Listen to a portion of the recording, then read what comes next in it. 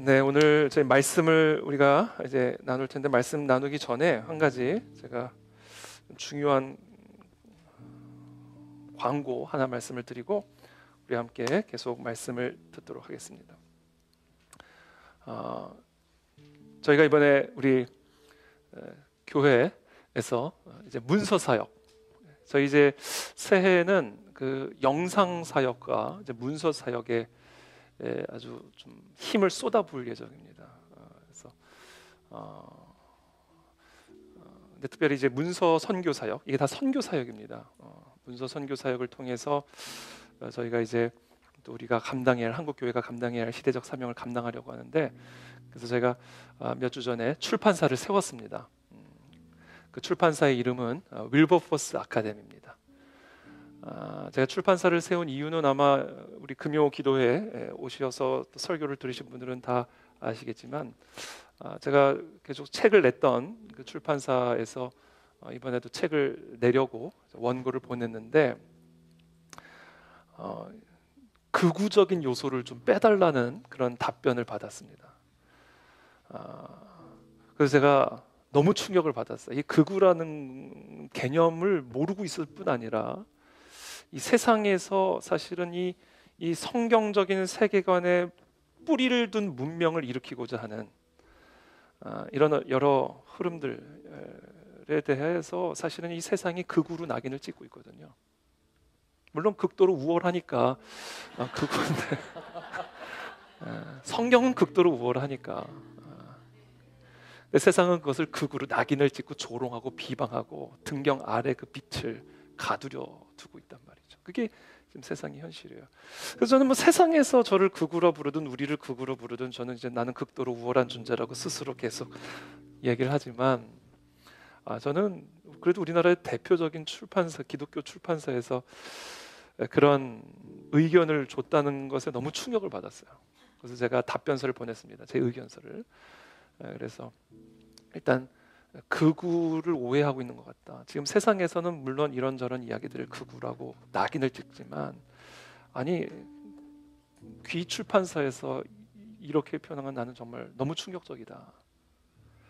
근데 아마도 그 출판사에서 극우라고 딱 이렇게 극우적인 요소를 제거해달라고 했을 때는 아마 두 사람의 이름 때문에 그랬을 거라고 저는 짐작합니다. 첫 번째는 이승만이고 두 번째는 찰리 커크입니다. 여러분, 오늘날 이 이승만을 이야기하지 않고 대한민국의 자유민주주의를 어떻게 논합니까? 이승만을 논하지 않고는 대한민국의 자유민주주의를, 대한민국의 현대사를 말할 수 없습니다. 찰리 커크를 이야기하지 않고 지금 인류 문명사 속에서 벌어지고 있는 치열한 무서운 영적 전쟁을, 정말 생명 걸고 싸울 수밖에 없는 이 영적 전쟁을 어떻게 이야기합니까? 그걸 다 극으로 낙인을 찍어버리고 등경 아래 가두어버리는 거예요. 거기에 제가 너무 열을 받았습니다. 그래서 제가 그렇게 답변을 보냈어요. 극우란 이런 거다. 이런 요소가 내 책에 어디 있느냐? 뭐를 어떻게 내가 편집을 하고 제거를 하냐? 그래서 그걸 가르쳐 달라고 해서 아직 답변은 못 받았습니다. 아마 답변을 안 할 겁니다. 왜냐하면 답변을 할 수가 없거든요. 답변을 할 수가 없어요. 답변을 하는 순간 거짓말을 하든지 아니면 본인들의 관점이 틀렸다는 것을 인정하든지 두 밖에 없기 때문에 아마 답변을 안 올 겁니다. 그래서 제가 그 의견서를 받고는 결정을 했어요. 출판사를 세워야 되겠다. 출판사를 세워서 지금 이런 목소리, 이런 흐름들을 계속해서 낙인 찍고 등경 아래 두려고 하는 이 흐름들에 저항해서 싸워야 되겠다. 그래서 출판사를 세웠고 지금 기도로 준비를 하고 있는 가운데 있습니다. 예수님 당시도 그랬어요. 예수님 당시도 회당에서 설교를 하시다가, 여러분 복음서 읽어보세요. 회당에서 설교하시다 계속 밖으로 나가십니다. 회당의 문이 계속 닫히거든요. 문을 안 열어주기 시작하는 거예요. 유대교들이 회당의 문을 닫기 시작하는 거예요. 그러니까 예수님이 결국 들판으로 나가고 광장으로 나가는 겁니다. 조지 휘필드도 마찬가지. 1차 영적 대각성이 일어날 때 교회에서 성도들이 힘들어한다는 거예요. 너무 강하니까. 아니, 교회 와서 성도들 앞에 두고 당신들 이렇게 살면 지옥 간다고 그러니 얼마나 마음이 불편하고 힘듭니까? 썬더의 별명이 썬더, 천둥 소리. 그러니까 교회 문이 자꾸 닫히는 거예요. 그러니까 광야로 나간 거예요. 광야로 나간 겁니다. 들밭에서 설교한 겁니다. 그러니까 교회 문을 닫아 놓으니까, 교회 문이 자꾸 닫히니까 광야로 나가고 들판으로 나가가지고 다 나오라는 거예요, 밖으로. 그래서 교회 문을 새롭게 열자는 겁니다. 이게 영적 각성은 바로 이런 과정을 통과할 수밖에 없어요. 그래서 제가 좀 마음이 너무 불편하고 힘들었지만 이게 다 과정이다. 이거를 우리가 뚫고 나가면 되는 거다. 그래서 제가 사실은 교회도 시작했던 거, 하나님 그런 마음으로 교회도 시작해 주신 것이고, WCS 우리 윌버포스 크리스천 스쿨도 바로 그런 것 때문에 시작이 된 것이고, 윌버포스 아카데미도 이제 출판사로서 시작하게 됩니다. 윌버포스 아카데미는 뭐 우리 교회에서 성경적 세계관 교육 프로그램으로 우리가 항상 해왔던 건데, 이제 그건 출판사입니다. 이제 출판사가 되고요. 이 출판사를 세운 목적은요, 일단 성경적 세계관 운동과 성경적 보수주의 운동을 시작할 겁니다. 그래서 그런 책들을 쓸 거고, 그런 책들을 번역할 거고, 그런 책들을 출판해서 한국 교회를 깨우는 사명을 감당할 겁니다. 더 이상 우리 교회 성도들만을 위한 게 아니라 한국 교회를 위해서 이 출판 선교 사역을 시작할 겁니다. 성경적 세계관, 성경적 보수주의 운동 할 겁니다. 여러분, 우리 지금 80년대에 대학 다닐 때 다 좌경화된 불온 서적들 읽고, 지금 그분들이 지금 다 지금 이 나라를 지금 이렇게 흐트러 놓고 있는 거거든요. 그때 서울대학교에서요, 지금 다 막 총리했고 막 장관했고 뭐 이랬던 분들이요, 서울대학교 주변에서 책방 했습니다. 책방 열어가지고 마르크스 자본론, 이런 불온서적, 김일성 주체사상론, 이런 책들을 서울대학교 학생들한테 읽히고 팔고 공부시키고, 지하에서 아카데미 열고, 그렇게 해서 그들의 생각이 아예 조각이 돼버린 거예요. 이 책은요, 사람의 생각을 조각시킵니다. 좀 시간은 더뎌요. 그러나 이 책이 사람들의 세계관을 조각을 해놓으니까 안 바뀝니다. 전향을 했다 해도 본질은 안 바뀌어요. 전향을 했다 해도. 지금 그런 사람들이 지금 그런 책 읽고 그렇게 세계관이 조각이 돼가지고 나라를 지금 이렇게 어렵게 만들고 있는 거예요. 그래서 오케이, 그렇다. 그러면 우리도 책방을 열어야 되겠다. 책방 열어가지고 우리 한국교회 깨우고, 한국교회 성도들, 특별히 우리 다음 세대들 생각을 성경으로 조각하겠다. 그래서 이들이 이제 10년, 20년, 30년 돼서 통일한국의 주역이 돼서 나라를 올바르게 이끌어갈 수 있도록, 그래서 성경적 보수주의, 성경적 세계관 운동을 할 것이고, 이것이 다음 세대들을 일으키는, 한국교회와 한국교회 성도들, 지도자들은 물론이거니와 다음 세대들을 키우는, 양육하는 아카데미를 출판사역과 함께 병행할 겁니다. 그래서 책 내고 그 책을 가지고 저자들과 함께 교육시키고, 그래서 이 한국교회와 우리 다음 세대들을 깨우는 사역을 하게 될 거고요. 그리고 더 나아가 이렇게 해서 지금 책을 내고 싶어도, 목소리를 내고 싶어도 데스크에서 다 편집을 하거나 거절하기 때문에 지금 이 목소리가 차단되고 가려져 있는, 정말 속에 저처럼 마음이 들끓는 분들이 많이 계십니다. 그런 분들의 책들을 엄선해서 출판을 할 수 있는 기회들을 드릴 거예요. 그래서 그런 분들이 목소리를 낼 수 있도록, 이런 목소리 더 강해질 수 있도록, 더 커질 수 있도록, 더 확장될 수 있도록. 최근에 저랑 온누리 교회에서 같이 사역했던 목사님인데, 그분도 몇 년 전에 개척을 했어요. 동탄 지역에 찬양 사역을 아주 잘하시는 그런 목사님인데, 몇 주 전에 저한테 전화가 왔어요. 목사님, 제가 이제 결단했습니다. 제가 교회 개척하고 지금 한 100여 명, 4년 정도 지나서 100여 명 모이고, 또 교회 장소도 조금 더 넓은 곳으로 이전을 해서 교회가 잘 자리 잡고 있는데, 이제는 더 이상 저도 목소리를 내기로 결단했습니다. 자기가 지금까지는 전혀 목소리를 내지 않았는데, 우리 교회 성도들의 반이 떠나는 것을 자기가 감수하더라도 이제 자기가 목소리를 내겠다고, 도와달라고 저한테 전화가 왔어요. 그래서 Don't worry, I will help you. 그래서 제가 11월 말하고 12월 초에 2번 주일날 오후에 가서 또 너무 또 충격을 주면 안다니까. 성경 처음부터 막 딱딱한 음식 먹이면 안 되잖아요. 그리고 떠나면 안 되잖아요. 최대한 버틸 수 있도록 도와줘야 될 거 아니야. 그래서 자기가 바뀌어야지. 교회를 바꾸면 안 되잖아요. 그래서 제가 성경적 세계관 그리고 성경적 보수주의. 아니 크리스천은 보수주의, 성경적 보수주의가 될 수밖에 없다. 보수주의가 아니면 이거 어떻게 그리스도인이라고 말할 수 있어요? 저는 이해가 안 돼요. 그런 부분들을 제가 잘 설명해서 그렇게 교회들을 또 깨울 수 있도록 목사님 잘 하실 수 있도록 도와드릴 예정이에요. 근데 이런 일들을 이제 우리 윌버포스 아카데미를 통해서 할 겁니다. 저 윌버포스 아카데미 로고 하나 잠깐 보여주시죠. 이거는 제가 4년 전에 윌버포스 아카데미 사업 저 상표 등록을 할 때 이제 만든 건데, 그때 사실은 제가 그때는 성경적 세계관 교육을 위해서 일단 저렇게 했지만 사실은 출판사를 시작할 것을 제 마음에 염두에 때가 되면 출판사를 할 거다. 하나님이 분명히 때가 오실 거다 이렇게 생각하고 사실 만든 로고입니다. 저게 엎드려서 책을 보는 모습입니다. 엎드려서 책을 보는 모습이고 저 길게 나와 있는 게 성경책이에요. 사실은 성경으로 세상을 보는 거, 성경을 창으로 여기는 거. 근데 좀 길잖아요. 저게 책장입니다. 책장.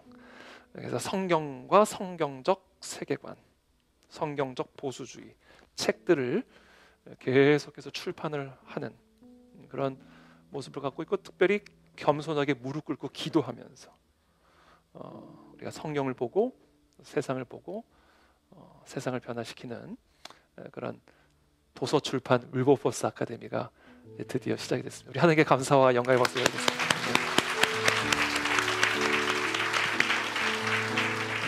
그래서 여러분 많이 기도해 주시고 또 특별히 여러분 기도로 보호해 주시고 기도로 지켜 주시고 기도로 힘 넣어 주시고, 특별히 또 재정적으로도 후원이 필요합니다. 지금 사실은 출판을 하기 위해 필요한 재정들이 있습니다. 그래서 여러분 마음에 감동을 주시는 분들은 또 좀 후원해 주셔서 정말 한국 교회를 깨우고 더 나아가 대한민국을 깨우는 이 문서 선교 사역에 여러분 기도와 또 마음과 또 물질로 또 동참해 주시기를 다시 한번 부탁드립니다.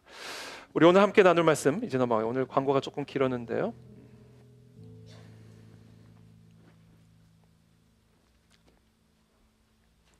우리 사무엘하 19장 1절부터 43절까지 오늘 본문인데, 본문이 너무 길어서 오늘은 8절까지만, 사무엘하 19장 1절부터 8절까지 여러분들이 한 절씩 교독하겠습니다. 저부터 읽겠습니다. 어떤 사람이 요압에게 아뢰되 왕이 압살롬을 위하여 울며 슬퍼하시나이다 하니, 왕이 그 아들을 위하여 슬퍼한다 함이 그날의 백성들에게 들리매 그날의 승리가 모든 백성에게 슬픔이 된지라. 그날의 백성들이 싸움에 쫓겨 부끄러워 도망함같이 가만히 성읍으로 들어가니라. 왕이 그의 얼굴을 가리고 큰 소리로 부르되 내 아들 압살롬아 압살롬아 내 아들아 내 아들아 하니, 요압이 집에 들어가서 왕께 말씀드리되 왕께서 오늘 왕의 생명과 왕의 자녀의 생명과 처첩과 비빈들의 생명을 구원한 모든 부하들의 얼굴을 부끄럽게 하시니, 이는 왕께서 미워하는 자는 사랑하시며 사랑하는 자는 미워하시고 오늘 지휘관들과 부하들을 멸시하심을 나타내심이라. 오늘 내가 깨달으니 만일 압살롬이 살고 오늘 우리가 다 죽었다면 왕이 마땅히 여기실 뻔하였나이다. 이제 곧 일어나 나가 왕의 부하들의 마음을 위로하여 말씀하옵소서. 내가 여호와를 두고 맹세하옵나니 왕이 만일 나가지 아니하시면 오늘 밤에 한 사람도 왕과 함께 머물지 아니할지라. 그리하면 그 화가 왕이 젊었을 때부터 지금까지 당하신 모든 화보다 더욱 심하리이다 하니, 왕이 일어나 성문에 앉으매 어떤 사람이 모든 백성에게 말하되 왕이 문에 앉아 계신다. 모든 백성이 왕 앞으로 나아오니라. 이스라엘은 이미 각기 장막으로 도망하였더라. 아멘. 이 압살롬이 죽었다는 소식이 전해지자 다윗은 방으로 올라가 통곡을 했습니다. 그의 울부짖음이 군사들에게 퍼지자 이 전쟁에서 승리하고 돌아온 군사들은 마치 패전한 사람들처럼 얼굴을 가리고 조용히 성읍으로 돌아왔습니다. 왕의 깊은 슬픔 때문에 그 누구도 승리의 기쁨을 누릴 수가 없었습니다. 아들의 죽음으로 얻은 승리이니 어떻게 기뻐할 수가 있겠습니까? 그때 요압이 이 왕에게 나아가 단호하게 말합니다. 오늘 왕은 왕의 목숨을 위협했던 자기 아들은 사랑하시고 왕을 위해 목숨을 걸었던 신하들은 미워하시는 것처럼 행동하셨습니다. 지금이라도 백성들 앞에 나아가 그들을 위로하시지 않는다면 오늘 밤 왕 곁에 남을 사람은 단 한 사람도 없을 것입니다. 이 다윗은 요압의 말을 듣고 일어나서 성문으로 나아가 앉았습니다. 그리고 왕이 성문 앞에 계신다라는 소식을 들은 백성들이 왕 앞으로 나왔습니다. 고대 근동에서 성문 앞에 앉는다라는 행위는 공적인 통치 행위의 재개를 의미했습니다. 성문은 도시의 중심부이자 재판과 행정이 이루어지는 장소였기 때문입니다. 따라서 이 다윗이 통곡을 멈추고 성문 앞에 앉았다라는 것은 아들의 죽음으로 인한 사적인 슬픔을 내려놓고 이제 왕으로서의 공적 직무에 복귀했다라는 뜻입니다. 그러니까 이 무너졌던 혼란스러워졌던 국가 체계가 다시 정상화되기 시작했다라는 의미입니다. 근데 오늘 본문은 바로 그와 같은 국가 정상화의 과정을 기록하고 있습니다. 여러분, 하나님의 때에 흐트러졌고 혼란스러웠고 무너졌던 모든 것들은요, 시간이 지나면 다 회복이 될 줄을 믿습니다. 다 재건되기 시작할 겁니다. 대한민국도 정상화되기 시작했음을 믿습니다. 오늘 본문은 바로 그와 같은 국가 정상화의 과정을 기록합니다. 이스라엘의 여러 지파들, 여러분 참고로 이 이스라엘이란 나라, 성경을 보실 때, 구약 성경을 보실 때 이스라엘이란 나라를 의미하는 이스라엘이 있고요, 이스라엘 안에 크게 두 개의 지파들로 나뉘어지는데 하나는 이스라엘 지파고 하나는 유다 지파입니다. 이스라엘 지파는 10개의 지파죠. 그렇죠? 특별히 이 이스라엘 10개의 지파들은 이스라엘의 북쪽의 땅을 분배받아서 북이스라엘이라고도 부를 수 있고 북이스라엘 지파입니다. 반면에 나머지 두 개의 지파, 야곱의 12아들들이 다 이스라엘의 지파가 되잖아요. 그 나머지 두 개의 지파, 그러니까 유다 지파와 베냐민 지파는 이제 남쪽의 분배를 받아서 이제 남유다라고도 부르고, 그게 바로 유다 지파입니다. 그러니까 지금 이스라엘의 나라 가운데 두 개의 지파들이 있다라는 것을 여러분 이해하시면 됩니다. 근데 그 10개의 지파들로 구성된 이스라엘의 지파들이 압살롬이 죽고 내전이 종식이 되니까 곧바로 스탠스를 바꿔서 다시 다윗을 예루살렘으로 복귀해서 다윗의 복권을 논의하기 시작한 거예요. 근데 그때 이 유다 지파, 유다와 베냐민 지파는 여전히 침묵하고 있었습니다. 그러니까 다윗이 제사장 사독과 아비아다를 이 유다의 장로들에게 보내서, 아니 지금 이스라엘 지파들은 지금 이렇게 나를 세우려고 복권을 논의하고 있는데 왜 너희들은 내 형제고, 다윗이 유다 지파니까 너희가 내 형제고 내 살과 내 뼈인데 너희가 왜 가장 마지막으로 나를 왕으로 모시려 하느냐 라고 이야기를 합니다. 사실 이것이 빨리 나를 다시 왕으로 복권시켜야지라고 재촉하는 것처럼 보이지만 아니요, 뭐 꼭 재촉해야 왕이 되는 건 아니니까 사실은 이 유다 지파를 배려하는 말이라고 우리가 볼 수가 있습니다. 다윗이 이렇게 재촉 아닌 재촉을 한 이유는 이 유다 지파 사람들의 심경을 우리가 이해할 때 비로소 이해할 수가 있게 됩니다.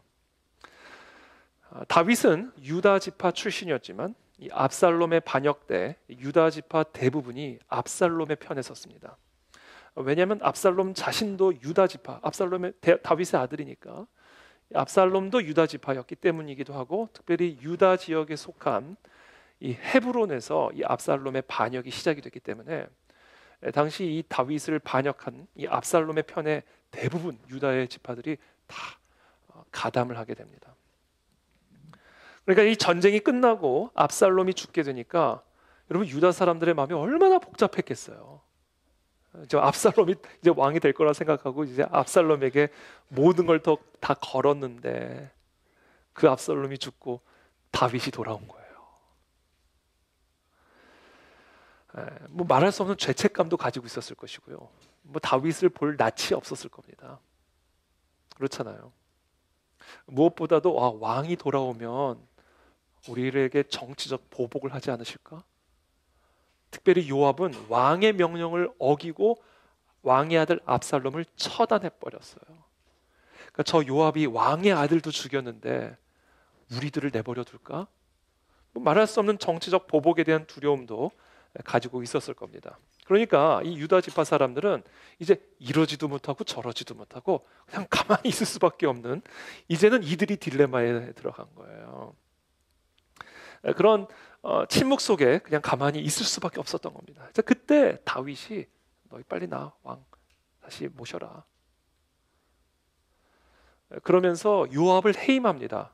그리고 아마사를 자신의 새로운 군 지휘관으로 세우는데, 이 아마사는 누구냐면 압살롬 반역의 군대 지휘관이었어요. 그러니까 지금 이것은 무엇을 의미하냐면 빨리 나 왕 세워, 그리고 내가 요압 해임하고 압살롬의 편에 섰던 아마사를 내가 내 군대 지휘관으로 임명할 테니까 걱정하지 마. 안전 보장의 신호인 동시에 화해와 통합의 메시지를 담고 있는 그런 조치였다라고 우리가 볼 수가 있는 것이죠. 이제 이런 식으로 하나 둘씩 모든 것들이 회복이 되고 하나 둘씩 풀어가기 시작합니다. 그래서 이제 다윗이 이제 본격적으로 예루살렘 왕궁으로 이제 귀환하기 위해서 요단강을 건넙니다.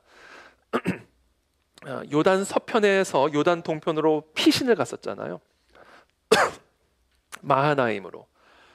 이제 다시 요단을 건너서 요단 서편으로 와 이제 예루살렘 왕궁으로 복귀하기 위해 요단에 이를 때, 그때 이 왕궁으로 복귀하는 다윗을 맞기 위해서 여러 사람들이 그 다윗을 배웅하고 맞이하기 위해 나왔습니다. 오늘 본문은 특별히 세 사람을 기록하고 있는데, 첫 번째는 누구냐면 시므이입니다. 여러분 시므이 기억하시죠? 우리가 지난 몇 주간 몇 달간 공부한 내용에 등장했던 인물들입니다. 시므이가 1000명의 베냐민 지파 사람들을, 시므이도 베냐민 지파, 베냐민 사람들을 1000명을 데리고 다윗 앞에 무릎을 꿇습니다. 우리 기억하시죠? 사무엘하 16장에서 사울의 친족, 사울이 베냐민 지파잖아요. 사울의 친족인 시므이가 그래 너 꼴 좋다, 우리의 사울 왕을 네가 폐위시키고 왕이 되더니 이제 그 모든 피가 너에게 돌아가는 거다. 압살롬의 반역을 피해 피난 가는 그런 다윗을 향하여 돌을 던지면서 저주했던 바로 그 시므이. 그 시므이가 사울의 친족 베냐민 지파 1000명을 데리고 나와가지고 그 앞에 엎드린 거예요. 죄송합니다, 잘못했습니다, 용서해 주십시오, 살려 주십시오. 그래서 그때 다윗의 부하 아비새가 분노하면서, 아니 하나님의 기름 부음 받은 자를 저주한 저자를 내가 반드시 죽이겠습니다. 요압도 그러고 아비새도 그러고 약간 분노 조절 장애가 있는 것 같아요. 왜 어떻게 하면 죽여버리겠다 그래요. 그때 다윗이 가만둬라, 시므이를 용서하고 베냐민 지파를 용서하고 그의 생명을 보장해 줍니다.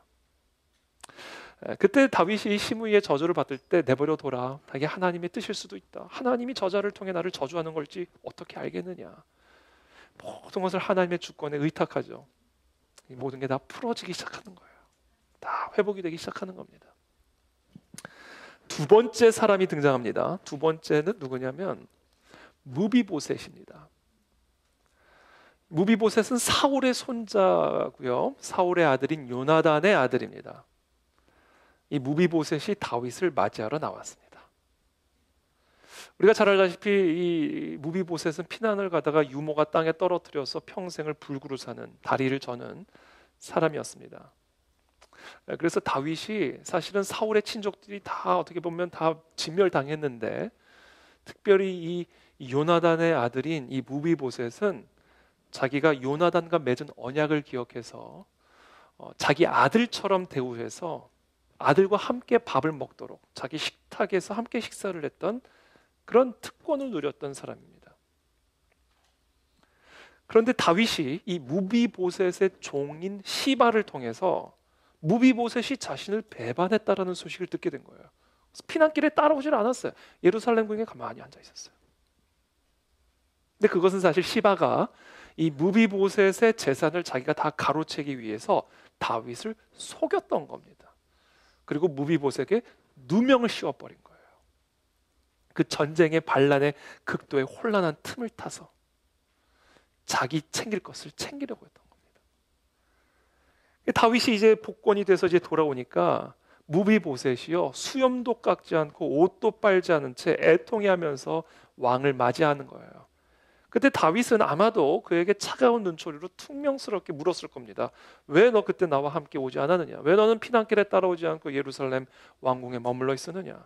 바꿔 말하면 왜 너 나를 배신했느냐? 어떻게 네가 나를 배신할 수 있느냐? 그러자 무비보셋이 자신이 다윗과 함께 갈 수 없었던 이유를 다음과 같이 설명합니다. 우리 26절, 27절 우리 다 함께 읽어보겠습니다. 시작.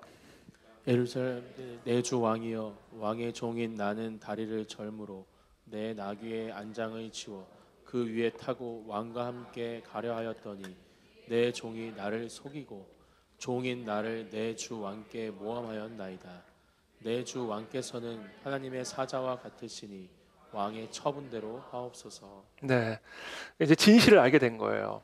다윗이 그 몰수당한 그 무비보셋의 재산을 일부 돌려주겠다라고 약속을 합니다.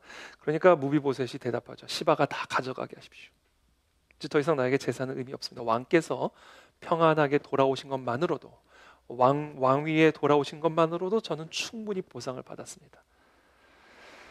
그렇게 함으로써 이제 무비보셋은 이제 자신의 그 억울한 누명을 풀게 되었고, 다윗은 무비보셋에 대한 오해를 풀게 되었습니다. 다 풀어지는 거예요. 시간이 지나면 다 드러나야 될 것들은 드러나고 다 덮어져야 될 것들은 덮어지게 되는 겁니다. 이게 다 하나님의 주권 아래서 회복이 되어지고 있는 지금 다윗의 삶의 또 이스라엘의 상황을 보여주고 있습니다. 세 번째 사람이 등장하게 되는데 이 세 번째는 바로 바르실레입니다. 길앗 사람 바르실레는 이 다윗이 이제 급하게 요단강을 건너서 피난을 가는, 그래서 마하나임에 피난을 가는 그 피난의 길에 소비와 마길과 함께 침상을 가지고 나오고 대야를 가지고 나오고 질그릇과 밀과 보리와 꿀과 버터를 가지고 나와서 다윗과 그의 군대들을 돌봐주고 보살펴줬던 사람입니다. 바로 그 바르실레가 80세의 노구를 이끌고 요단까지 나와서 예루살렘 왕위에 복귀하는 다윗을 배웅하면서 작별 인사를 한 거예요. 여러분, 이 바르실레는 정말 귀한 사람입니다. 사실 압살롬의 반역으로 내려왔으면 이제 끝난 거예요. 더 이상 다윗을 도우면 안 됩니다. 그 순간 반역이 되는 거예요. 이건 모든 걸 건 거예요. 근데 그 다윗을 도왔어요. 그 다윗을 보살펴줬습니다. 모든 사람들이 알던 사람도 모르는 척하고 있을 때 그때 다윗을 찾아가 자신의 살림살이를 다 가지고 나와 먹이고 입히고 보살펴줬던 사람입니다. 정말 귀한 사람이죠. 이제 그 다윗이 진짜 이제 다시 예루살렘으로 복귀하는 그 길에 나아가 엎드린 거예요. 그 다윗이 얼마나 고맙겠습니까? 바르실레 얼마나 귀하게 여겨졌겠어요. 그러니까 다윗이 바르실레한테 제안합니다. 나랑 예루살렘으로 같이 가십시다. 당신 평생 내 왕궁에서 내가 이제 당신의 남은 여생을 보살펴드리겠습니다. 그때 바르실레가 아닙니다. 제가 살면 얼마나 더 살겠습니까? 제가 호강을 하면 또 얼마나 더 호강을 하겠습니까? 나 말고 내 아들을 데려가 주십시오. 내 아들 김함을 당신의 종으로 삼아 주십시오. 다윗이 흔쾌히 김함을 데리고 예루살렘 왕궁으로 데려가 자신의 부하로 바르실레의 아들을 세워줍니다. 이 어려울 때, 다윗이 배반당할 때, 다윗이 반역당할 때, 그때 모든 조롱과 위험을 무릅쓰고 다윗을 돌봐주었던 바르실레 그 자녀가 복을 받게 되는 거예요. 그 자녀의 미래가 복을 받게 되는 겁니다.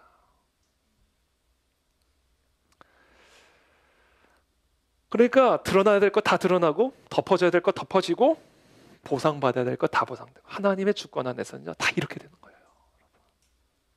그러니까 하나님을 두려워하셔야 되는 겁니다. 압살롬의 반역으로 인해서 정말 실타래처럼 뒤엉켜졌던 모든 것들이 하나 둘씩 풀려가는 모습을 보게 되죠. 하나님이 지금 모든 매듭을 풀고 계신 거예요. 제가 지난 주일 내 인생의 딜레마 앞에서라는 주제로 설교를 했습니다. 그 설교는 47분 정도 되지만 몇 개의 고사성어로 간략하게 요약이 됩니다. 그렇죠? 사설풍진. 출판사 등록하면 이거 한자 옥편에 등록하도록 노력을 사면초가 설상가상 풍전등화 진태양나. 할렐루야, 잘 기억하시네요. 이 네 가지 절망의 형국을 모두 다 아우르는 신조어가 바로 사설풍진입니다. 그러나 하나님은 그 모든 사설풍진을 전화위복으로 바꾸시는 분이십니다. 그게 제가 지난 주일에 나눈 말이에요. 설교예요. 모든 사설풍진이요 전화위복이 되는 이유는 모든 사설풍진이 하나님의 손 허락 때문에 일어나는 일이기 때문에 그래.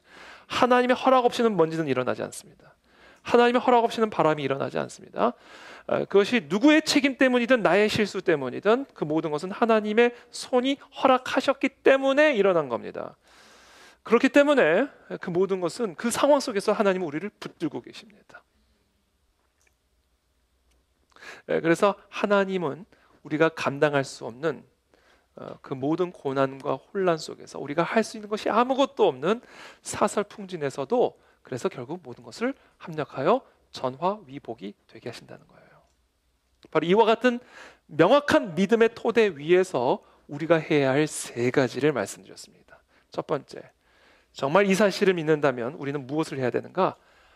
아무것도 할 수 없을 때는 아무것도 하지 않는 믿음을 가지셔야 됩니다. 아무것도 할 수 없을 때, 아무것도 할 수 있는 일이 없을 때, 그때 아무것도 하지 않는 게 믿는 거예요. 그게 믿음입니다. 둘째, 아무것도 하지 말라는 이야기는 단 하나만 하라는 이야기. 이거 말고는 아무것도 하지 말라는 이야기입니다. 그 하나가 뭐예요? 그 하나님의 나타나심을 기대하면서 기다리는 일에 모든 것을 다 하라 이거예요. 하나님이 우리를 붙들고 계시고 모든 것을 회복하여 선을 이루실 것이니까 진퇴양난, 딜레마 속에서 내가 할 수 있는 것이 아무것도 없을 때는 하나님의 나타나심만을 기대하면서 기다리는 것만 해라 이거예요. 그거 외에는 아무것도 하지 말아라. 그때 하나님의 때가 되면 우리를 향해 달려오는 전령들이 나타날 것이다. 반드시 하나님이 나타나요. 엘리야가 기도할 때 저 멀리서 손바닥만한 구름이 떠올랐듯이, 그리고 그것이 비를 알리는 소식이었듯이, 기근이 끝났음을 알리는 소식이었듯이, 우리가 그렇게 아무것도 하지 않고 오직 하나님이 나타나시기만을 기대하며 기다리면 하나님의 때에 반드시 손바닥만한 구름이 떠오르게 될 것이고 우리를 향해 달려오는 전령들을 만나게 될 것이다. 그때 그 전령들을 통해서 우리에게 말씀하시는 그 하나님의 결정을 받아들여라. 하나님의 그 명령을 받아들여라. 그 전령을 통해서 우리에게 전달하신 하나님의 뜻을 받아들여라. 물론 그 하나님의 결정과 뜻은 우리의 결정과는 다를 거예요. 하나님이 나타나기만을 기대하며 기다리는 것은 나의 뜻이 이루어지기를 기다리는 게 아니에요. 그것을 믿음으로 착각하시면 안 됩니다. 하나님이 나타나기를 기다리는 거예요. 나의 뜻이 이루어지기를 기다리는 게 아니에요. 하나님의 뜻이 나타나기를 기다리는 겁니다. 그게 믿음인 거예요. 근데 그 뜻은 우리의 뜻과 다르다. 반드시 다를 거다. 우리의 생각과 다를 것이다. 하나님이랑 나랑 다르듯이 하나님의 생각과 나의 생각은 다를 거다. 근데 그 다른 하나님의 뜻을 차라리 통곡을 할지언정 받아들여야 된다. 이게 우리가 해야 할 믿음입니다.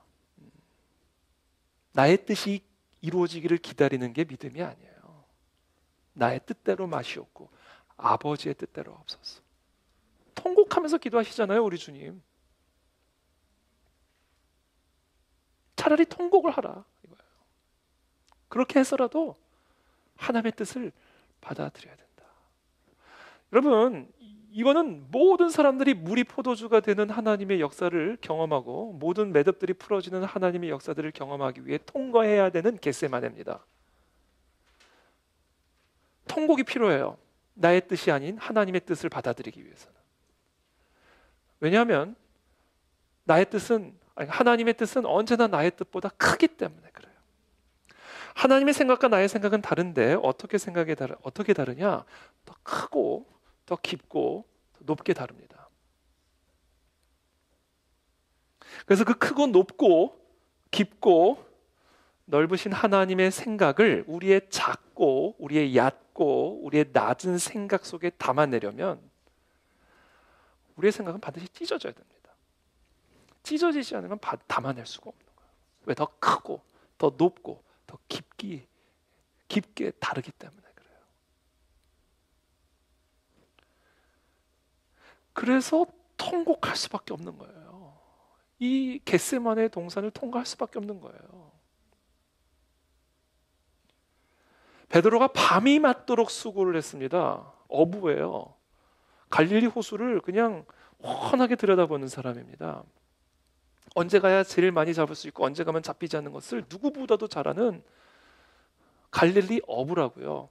근데 그 베드로가 밤이 맞도록 수고를 했는데 한 마리도 잡지 못했어요. 근데 그때 예수님께서 나타나셔서 다시 가라. 다시 가서 그물을 내려라. 그때 베드로가 그 말씀에 의지하여 다시 돌아가서 다시 그물을 내렸습니다. 그때 그물이 찢어졌어요. 그물이 찢어졌을 뿐만 아니라 배가 가라앉을 지경이 됐습니다. 하나님의 말씀을 의지하여 그의 인간적인 작은 생각을 찢은 거예요. 말씀에 의지하여. 아니, 내가 평생을 내가 물고기를 잡은 사람인데 내가 그 경험, 그 생각 찢어버리겠습니다. 그 찢고 피곤하지만 좀 허탈하지만 말씀에 의지하여 다시 그물을 내리겠습니다.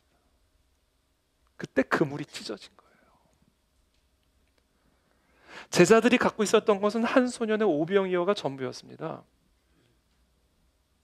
근데 그때 그 제자들이 그리스도의 말씀에 의지하여 이 오병이어가 저 수천 명에게 얼마나 되겠삼나이까? 계산기를 두드리고 있는 그 제자들에게 너희가 먹을 것을 갖다 주어라. 그때 제자들이 그 계산기를 찢어버린 거예요. 그 계산서를 찢어버린 겁니다. 그리고 그 그리스도의 말씀에 의지해서 그 오병이어를 가지고 나왔을 때 오병이어로 수천 명을 먹이고도 12광주리가 남는 하나님의 역사가 일어나게 된 거예요. 믿음의 역사는 이 찢어지는 과정을 통해서 이루어지는 겁니다.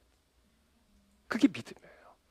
나의 좁고 낮고 얕은 생각을 찢고 하나님의 말씀을 담아 그 말씀에 의지하여 그물을 내리고 오병이어를 갖다 드릴 때 그때 베드로의 그물이 찢어졌고 오병이어의 광주리가 터져나간 겁니다.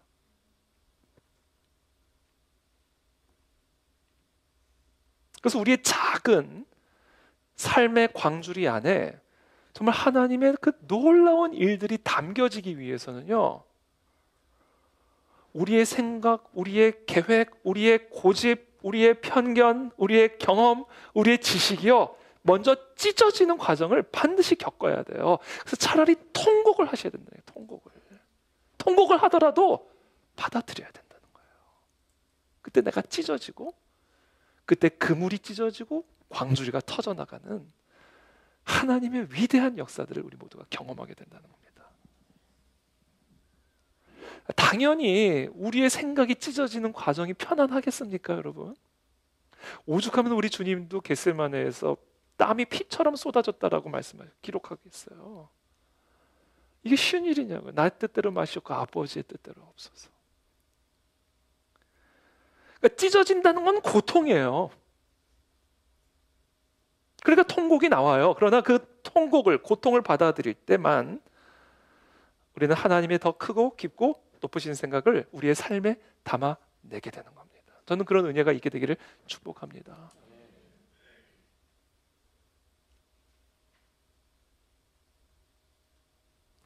그래서 지난주에 이어서 오늘 우리가 꼭 기억해야 할 또 다른 고사성어가 하나 더 있습니다. 이제 고사성어 저도 이제 바닥이 다 났어요. 이제 더 없어요. 그것은 바로 결자해지입니다.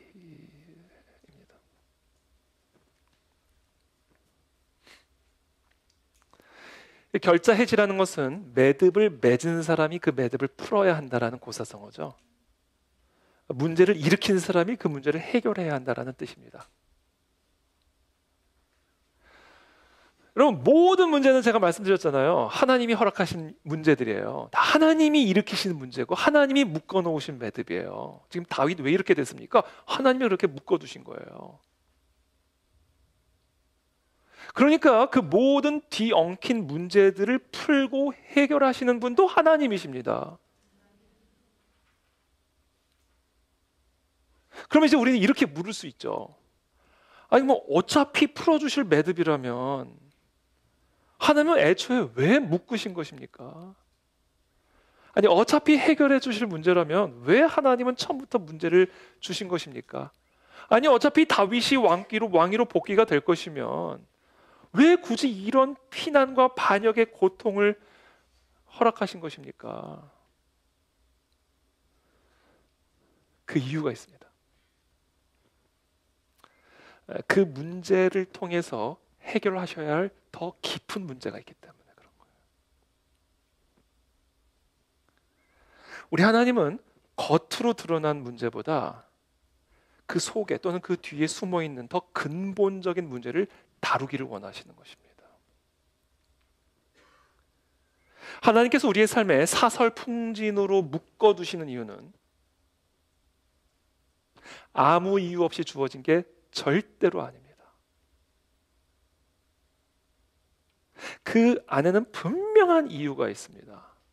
그리고 분명한 목적이 있습니다. 그것은 바로 사설풍진이 네 문제가 아니다 이야기예요. 내가 너를 이렇게 사설풍진으로 묶을 수밖에 없는 더 근본적인 문제가 있기 때문이다라는 말씀입니다. 그러니까 사설풍진의 상황에서 사설풍진에만 몰두하고 있는 사람은 지금 이 모든 문제의 본질을 모르는 사람들인 겁니다. 진정한 믿음의 사람, 진짜 영적인 사람들은요, 자신의 삶의 사설풍진 앞에서 자신의 진짜 문제를 들여다보는 사람입니다.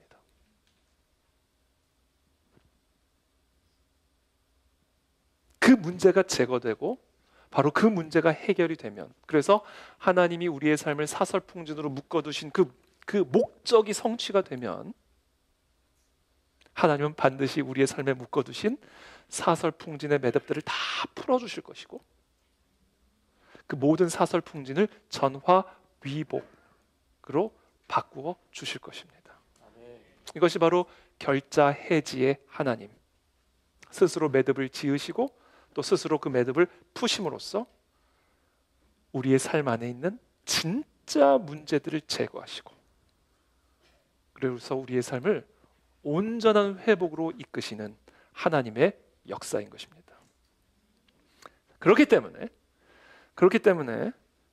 하나님의 결자 해지가 이루어지기 이전에 반드시 선행돼야 될 게 있어요. 그것은 바로 나의 결자 해지입니다.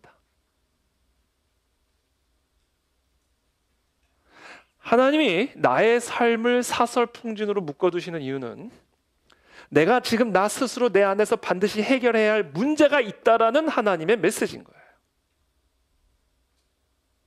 그 문제를 내가 풀어야 하나님도 풀어주십니다. 여러분, 아간이 범죄했기 때문에 아이성에서 이스라엘이 패배한 거예요. 여러분 여리고는요 아이성보다 훨씬 더 크고 견고한 성입니다. 근데 여리고성은요 그냥 돌기만 했는데 무너졌어요. 근데 아이성은 여리고성에 비하면 훨씬 더, 그래서 아이예요. 아이 같은 성이에요. 별 볼 일 없는 성이에요. 근데 그 성은 대패를 당했단 말이에요. 그 누가 하신 거? 하나님이 그렇게 허락하신 거예요. 하나님이 그렇게 하신 거라고요. 그 문제를 주신 거라고요. 근데 그 이유가 뭐였어요? 여러분 이스라엘의 군사력이 문제가 아니었습니다. 아이성의 견고함이 문제가 아니에요. 그건 문제의 본질을 제대로 모르는 거예요. 문제의 본질은 뭐였어요? 아간의 범죄였어요. 아간을 제거하니까 그들에게 불어닥친 사설풍림도 다 떠나가잖아요. 요나, 여러분 요나가 탄 배에 왜 갑자기 풍랑이 불어닥칩니까? 요나는 직감한 거예요. 나 때문이라는 거를. 그래서 요나가 요나예요. 나 때문에 지금 풍랑이 온 걸 다른 사람들은 다 모르는데 자기는 알아요. 자기가 자기 문제는 아는 거거든요. 그 요나가 근데 얼마나 고집스러운지. 그러면 자기가 다시 니느웨로 돌아가야 될 거 아니에요. 나를 던져라 그래 버려. 나를 죽여라. 자살한 거예요. 나를 죽여. 나를 바다에 던져라. 내가 제거되면 풍랑도 제거된다. 그 풍랑의 이유가 뭡니까? 내 문제예요. 내가 나를 풀어야 하나님도 풀어주신다고요. 그러니까 저와 여러분들의 삶에 사설풍진의 상황이 왔다면 하나님이 주신 문제입니다. 하나님이 지금 우리를 묶으신 거예요. 그 묶은 거 하나님만 푸실 수 있습니다. 누구도 못 풀어요. 하나님이 묶은 걸 누가 풀어요? 근데 하나님이 그렇게 우리를 묶으신 이유가 있음을 알아야 돼요. 그것 때문에 사설풍진으로 묶어두신 거니까. 내 안에 그 문제를 내가 풀어야 하나님도 풀어주십니다. 그러니까 다시 말해서 나의 결자 해지가 하나님의 결자 해지의 조건이에요.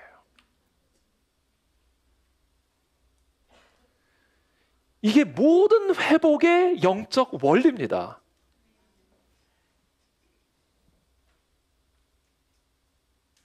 자, 그렇다면 이제 우리가 우리의 이 통곡의 벽 앞에서 이제 우리 안에서 일어나야 할 변화가 뭘까요? 이제 어떤 문제를 해결해야 할까요? 사설풍진의 매듭을 풀어주시기 위해서 나는 어떤 내가 지금 묶어두고 있는 이 매듭을 풀어야 할까요? 어떤 변화가 일어나야 할까요? 바로 겸손입니다. 겸손. 하나님께서 우리의 삶에 사설풍진을 묶어두시는 이유는 하나입니다, 여러분. 하나예요, 하나. 복잡한 게 아니에요. 여러 개가 아니에요. 이거 하나예요. 이게 우리의 문제고 그것 때문에 사설풍진이 오는 겁니다. 그 하나가 뭐냐? 교만 때문에 그런 거예요. 이게 모든 사설풍진. 아간, 이게 요나. 아간이요, 하나님 명령 어기고 구별된 물건 자기가 취했다가 사설풍진 불어닥친 겁니다. 이스라엘에.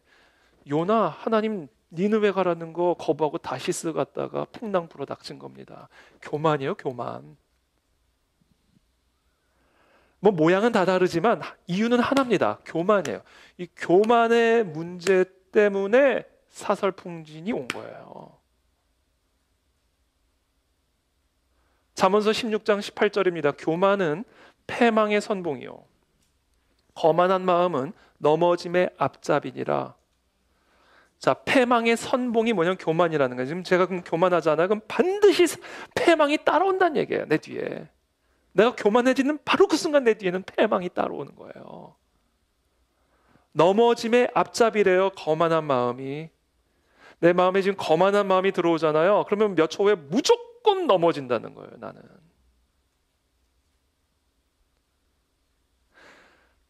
하나님이 우리의 삶을 패망으로 묶으시는 이유, 넘어짐으로 묶으시는 이유, 사설풍진으로 묶으시는 이유는 여러분 하나입니다. 하나.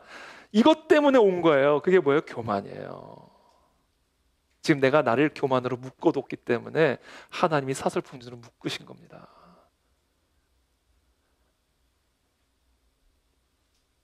내가 묶고 있는 나의 매듭이 교만이고요. 하나님께서 나를 묶고 계신 매듭은 패망인 겁니다. 그러니까 내가 교만의 매듭을 풀어야 하나님도 하나님이 묶어두신 패망의 매듭을 풀어주시는 거예요. 이게 회복의 원리입니다. 개인의 회복, 가정의 회복, 국가의 회복의 원리입니다. 그러므로 통곡의 벽 앞에서 우리가 해야 할 일이 뭘까요? 겸손을 회복해야 돼요. 여러분, 겸손이 우리가 살 길입니다. 겸손만이 우리가 살 길이에요. 여러분, 겸손에 우리의 모든 마음과 정신과 체력을 쏟아부어야 됩니다. 정말 죽을 만큼은 겸손해야 돼요. 그것만이 우리가 살 수 있는 길입니다. 안 그러면 우리가 죽으니까. 안 그러면 패망에 묶이니까. 죽을 힘을 다해서 겸손을 유지하는 삶을 살아야 됩니다.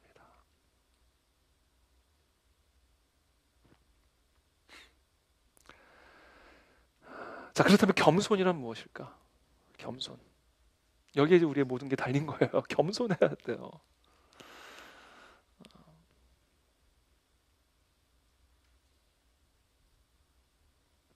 우리가 겸손이 무엇인지를 알려면 겸손이 뭐가 겸손이 아닌지를 알아야 돼요. 첫째, 겸손은 자기 비하가 아닙니다. 이 자기 비하라는 것은 자신을 실제 가치보다 낮추어 보는 거예요. 스스로를 무가치하거나 무능한 존재로 여기는 태도를 말합니다. 이게 자기 비하예요. 자기 비하. 항상 나를 비하하는 거예요. 그래서 이런 분들은요, 칭찬에 어색해요.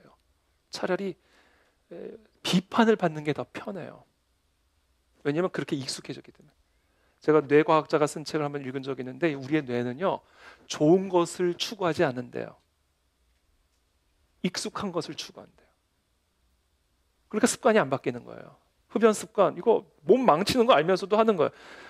우리의 뇌가요, 좋은 것을 추구하는 게 아니라 익숙한 것을 추구하는 거예요. 그러니까 항상 비판받고 무시당하고 욕먹고 멸시당하고 사랑 못 받고 그러면요, 칭찬이 불편해요.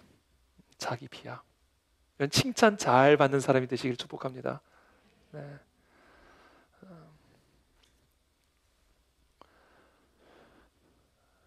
자기 비하는 겸손이 아니에요. 물론 우리가 사설풍진 앞에 서게 되면 우리는 쉽게 자기 자신을 무가치하고 또 무능한 존재로 느끼게 되죠. 누구나 거센 폭풍 앞에 서게 되면 자신의 한계를 절실하게 느낄 수밖에 없습니다. 그래서 우리는 그때 스스로를 막 경멸하기 쉬워요. 그래, 네가 그렇지. 자기 자신을 비하하는 태도를 취하기가 쉽습니다. 그리고 이런 자기 비하는 더 강력한 좌절과 무기력의 매듭을 스스로 묶게 됩니다. 자기가 묶는 거예요. 자기 비하는 겸손이 아닙니다. 참된 겸손은 자기 비하가 아니라 자기 비움입니다.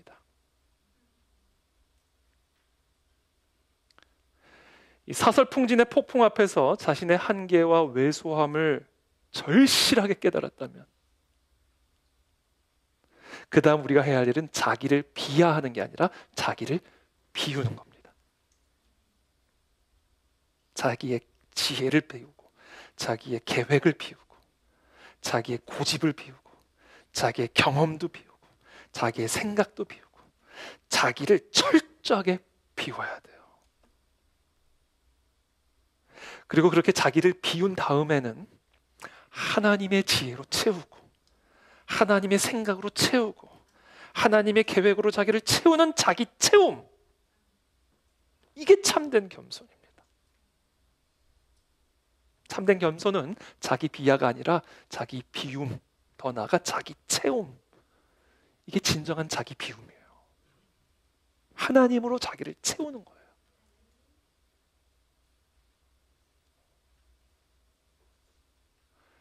사실 자기 비하는 겉으로는 겸손한 것처럼 보여요. 겉으로는. 그런데 실제로는 자기를 믿는 믿음에서 비롯된 교만의 열매입니다. 이게 자신의 능력의 한계와 자신의 왜소함을 깨닫고도 여전히 그 보잘것없는 자기를 붙들고 있기 때문에 생겨나는 그 쓴 감정. 이게 자기 비하예요. 여러분들은 이젠 좀 내어주시기를 축복합니다. 우리는 너무 아무것도 아닌 존재들이에요. 내 생각이 뭐라고 하잖아요. 한 치 앞도 모르는 우리의 지혜가 무슨 지혜입니까? 네? 그걸 이제 보내주세요. 그것으로부터 자유해지십시오. 깨끗하게 비우십시오. 그리고 그것을 하나님으로 채우십시오. 하나님의 지혜, 하나님의 명령, 하나님의 뜻, 하나님의 계획. 그게 나를 찢는 거예요.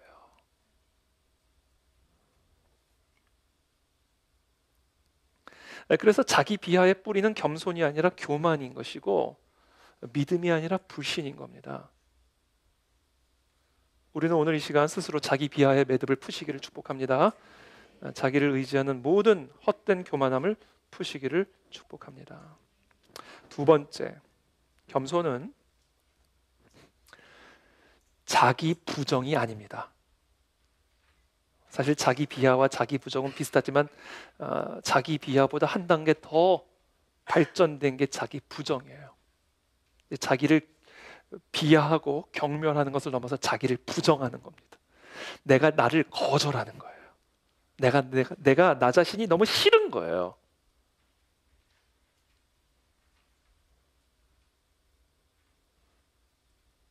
이거는 완전히 파괴된 자아상.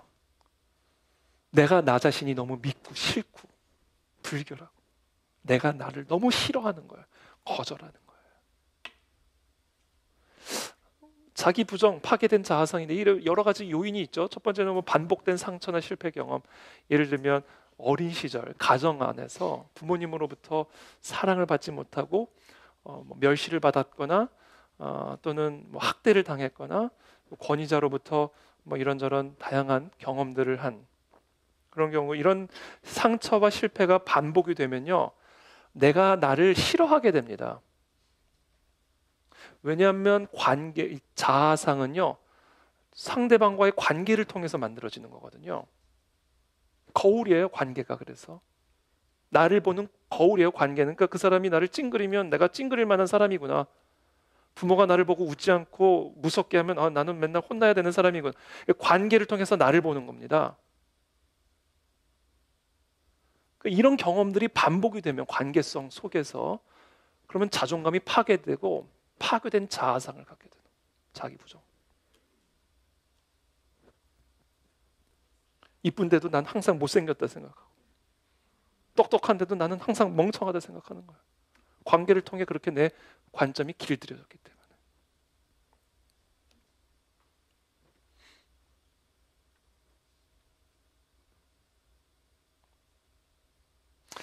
이 자기 부정은 그래서요, 이게 보통 심각한 게 아니에요. 그래서 이것이 자아상이 깨지면요, 이게 신체적, 정신적으로도 이게 표출이 됩니다.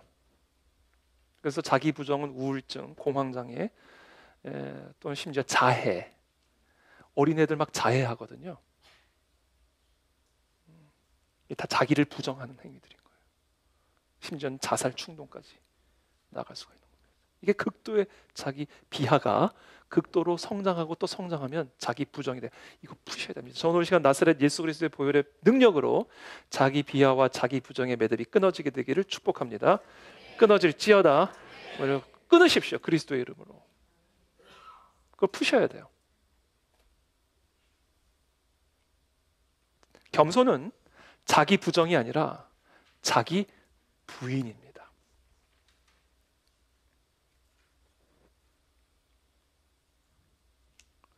자기를 부정하는 것은 자기의 존재 자체를 내가 끊임없이 부정하고 거절하고 미워하는 것이지만, 자기를 부인하는 것은 나를 그리스도에게 복종시키는 거예요. 이게 자기 부인이에요.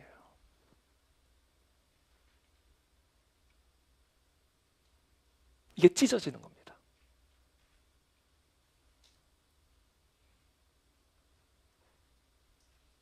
그러니까 참된 겸손은 자기 부정이 아니라 자기 복종을 통해서 자기를 부인하는 거예요.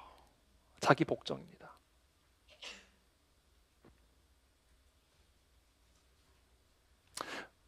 아무든지 나를 따라오려거든 자기를 부인하고 자기 십자가를 지고 나를 따를 것이니라. 이게 참된 겸손이에요. 여러분 그리스도를 따라가시기를 바랍니다. 이제 여러분들의 계획 생각 다 찢어버리고 그리스도를 그냥 따라가는 거예요. 그게 자기 부인이고 그게 참된 겸손입니다. 이게 회복이 돼야 사설풍진의 매듭도 하나님이 풀어주십니다. 마지막으로 세 번째, 겸손은 자기 낮춤이 아니에요. 겸손은 자기 자신을 막 억지로 막 낮추거나 막 억지로 작게 보이려고 그렇게 하는 태도가 아닙니다.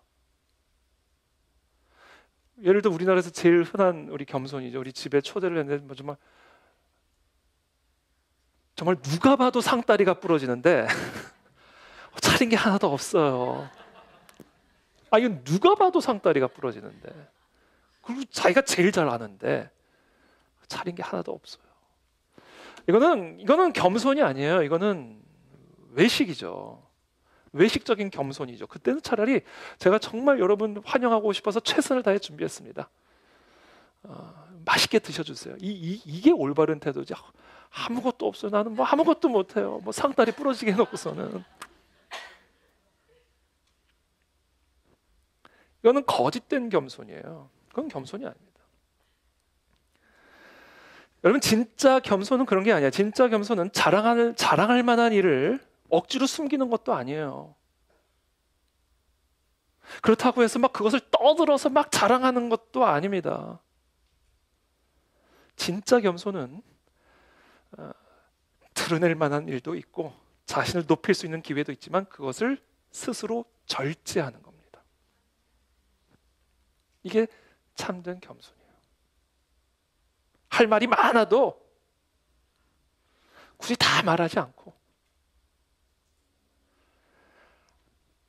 자랑할 일이 많아도 굳이 다 자랑하지 않는 거. 그게 겸손이에요. 그러면서 참된 겸손은 자기 낮춤이 아니라 자기 절제입니다. 이게 진짜 겸손이에요.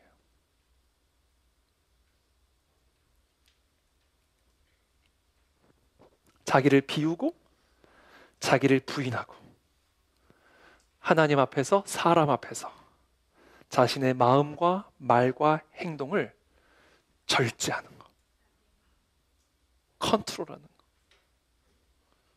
이게 참된 겸손입니다. 여러분 하나님이 사람으로 오셔서 30년간 얼마나 답답하셨겠어요. 예?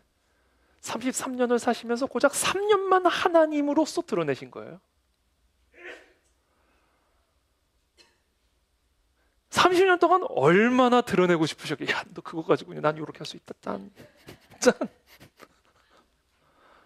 30년을 참으신 거 절제. 공생애도 마찬가지예요. 뭐 그냥 딱 하면 하늘에서 천군 천사가 와가지고 예수님 포박하려는 사람 다 무찌를 수도 있는데 가만히 계시잖아요. 그게 예수님의 겸손이에요. 이 자기 절제, 이게 진짜 강한 거고요. 이게 진짜 겸손인데, 그리고 그것이 우리 주님이 우리에게 보여주신 겸손의 본질인데, 이거를 도울 수 있는 구체적인 방법 하나를 가르쳐 드릴게요. 그걸 이번 한 주간 한번 연습해 보십시오. 누구를 만나든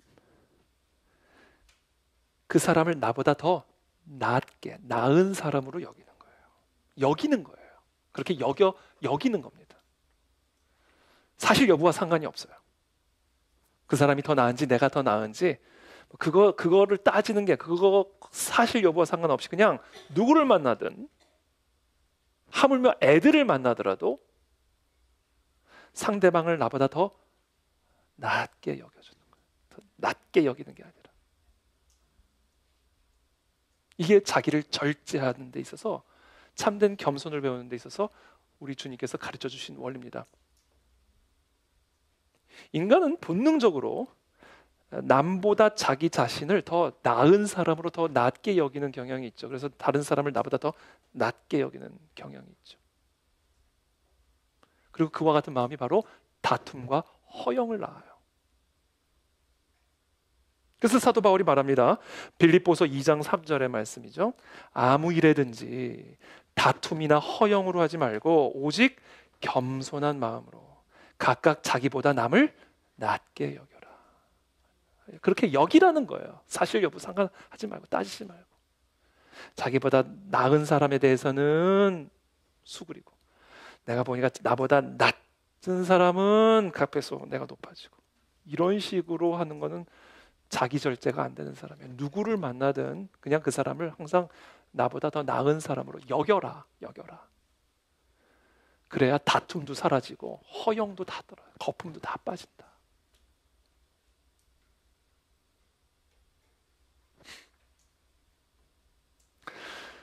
그렇기 때문에 참된 겸손은요, 자연스럽게 하나님 앞에서 참으로 자기를 비우고 자기를 부인하는 참된 겸손한 사람은요, 그래서 하나님 앞에서 뿐만이 아니라 사람들 앞에서도 정중하게 되어 있고, 존중하게 되어 있고, 예의를 지키게 되어 있고, 매너와 품격을 가진 사람이 됩니다. 예의가 참 중요한 영성의 지표입니다. 예절. 사랑은 무례한 게 아니에요. 바로 이것이 참된 겸손, 자기 절제로부터 비롯된 존중이에요. 그러니까 하나님을 두려워하는 사람은요, 사람 앞에서 겸손하게 되어 있어요. 사람 앞에서 하나님 앞에서 행하는 것처럼 행합니다. 겸손이에요. 그래서 겸손한 사람은 다른 사람들을 높이고, 교만한 사람은 자기를 높임으로써 결국은 무례함으로 나와요. 무례함. 자기 절제가 안 됩니다. 이제 말씀을 맺겠습니다. 오늘 제가 광고가 조금 길어서 오늘 예배 시간이 좀 길어졌는데, 여느 때와 너무나 달리 제가 최근에 우리 정주영 회장님, 현대 창업자이신 우리 정주영 회장님이 평소에 가장 중요하게 생각했던 것 중에 하나가 뭔지를 제가 알게 됐는데, 그게 뭐냐면 식사 예절이래요. 그래서 정주영 회장님은 현역 시절에 자기 아들들 다 불러서 새벽 6시에 다 같이 둥그런 식탁에 앉아서 밥 먹고, 그리고 출근 다 같이 걸어서 출근을 했다고 합니다. 이 정주영 회장님이 그렇게 식사 예절을 강조하신 이유가 있는데, 그 이유는 밥 먹는 자리에서 보면 그 사람의 진짜 모습이 다 보인다라는 거예요. 회의실에서는 그럴듯하게 말하던 사람도 식사 자리에서는 본색이 다 나온대요. 그래서 평생토록 정말 수많은 사람들을 만났고 수많은 결정들을 했지만 가장 중요한 결정들은 항상 식사 자리를 갖고 나서 했답니다. 왜냐하면 식사 자리에서 가장 방심하기 때문에. 사람들은 식사 자리에서 사람들을 친하게 사귄다라고 말을 하지만 틀렸대요. 밥을 먹으면서 정중 회장은 사람들을 걸러냈답니다. 이번 한 주간 식사를 잘 하시기를 축복합니다. 여러분, 식사 자리에서 발견한 정준 회장이 이야기하는 절대로 함께 일하지 말아야 할 세 부류가 있습니다. 첫 번째는 식당의 자리에서 종업원에게 함부로 말하는 사람. 믿고 걸으래요.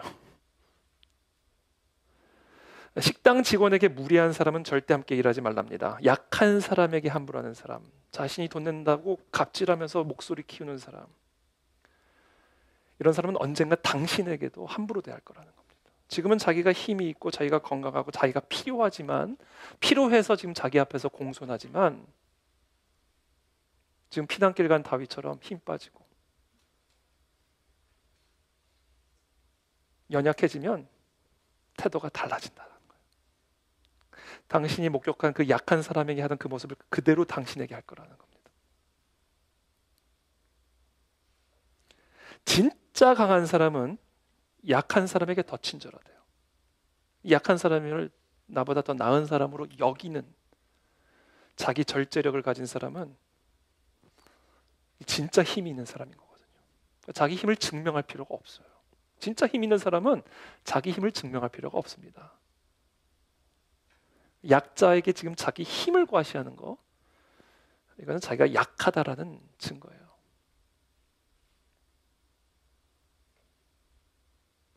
그래서 이 식당의 자리에서 약한 사람에게 함부로 대하는 사람들은 같이 일하지 마라. 이런 사람은 상황 바뀌면 얼마든지 태도도 바뀌는 사람이다. 지금은 나한테 잘하지만 내가 약해지면 어떻게 나올지 모르는 사람이라는 거예요. 두 번째, 식사를 같이 하는데 상대방의 식사 속도를 전혀 신경 쓰지 않는 사람하고도 같이 일하지 말아라. 정준 회장은 본인은 5분이면 밥 다 먹는데요. 5분이면 다 끝난대요. 그래서 자기가 항상 식사 자리에서 사람들이 지금 다 상대방하고 같이 밥을 먹을 때 상대방이 지금 얼마나 먹었는지, 빠르게 먹는지 느리게 먹는지 자기는 항상 이렇게 관찰을 하면서 먹는다는 거예요. 근데 어떤 사람하고 식사를 했는데 얼굴도 보지 않고 그냥 자기만 계속 먹더라는 거예요. 지금 내가 천천히 먹는지 늦게 먹는지, 천천히 먹는지 빨리 먹는지 전혀 신경도 안 쓰고 그냥 자기 페이스대로 밥을 먹더라는 거예요. 그래서 그 사람하고도 사업을 접었대요. 왜냐하면 그런 사람들은 협업을 모른다라는, 협업, 함께라는 개념이 없다라는 거예요. 자기 페이스만 있는 거예요. 특별히 이런 사람들의 가장 핵심적인 문제는 관찰력이 없어요. 지금 내가 빠르게 먹는지 늦게 먹는지 전혀 관찰하지 않는 거예요. 다른 사람이 잘하고 있는지 힘들어하고 있는지 관찰하지 못하는 거예요. 그냥 자기 페이스. 그래서 이 밥상에서 다른 사람들의 속도를 맞춰주지 못하는 사람은 회의실에서도 일터에서도 호흡을 맞추지 못한다. 연약한 사람들을 인정하지 못한다, 이런 거죠. 그게 다 무례함이죠. 무례함, 예절, 매너. 이게 얼마나 중요한 겁니까? 그러니까 상대방을 나보다 낮은 사람으로 생각하니까 함부로 하는 거예요. 무례하게 하는 거예요. 나보다 나은 사람이라고 생각해 보세요. 여러분보다 높은 사람하고 식사를 할 때 여러분들이 무례하게 하겠습니까? 그 사람의 직분이 뭐든 나보다 낮은 사람으로 보니까 무례한 말들이 나오는 거예요. 그러니까 이 무례함이라는 거죠. 무례함. 예절이 없다. 매너가 없다. 마지막으로 세 번째, 이 세 가지 중에서 저 개인적으로 제일 마음에 드는, 궁금하시죠? 같이 밥 먹을 때 남의 접시를 함부로 건드리는 사람. 막 물어보지도 않고 막 젓가락부터 뻗는 사람들. 같이 일하지 말아라. 왜냐면 이런 사람들은 경계를 모른다. 경계를. 내 것과 네 것을 구분하지 못한다는 뜻이라는 거예요. 이 다른 사람 접시를 함부로 건드리는 사람에게는 허락의 개념이 없다. 그래서 이런 사람은 나중에 일을 할 때도 남의 권한과 책임을 막 침범하고 경계가 없다. 할 말 못할 말 구분을 못한다. 매너가 없다. 이거 매너가. 이 매너라는 게 얼마나 중요한 겁니까? 그러니까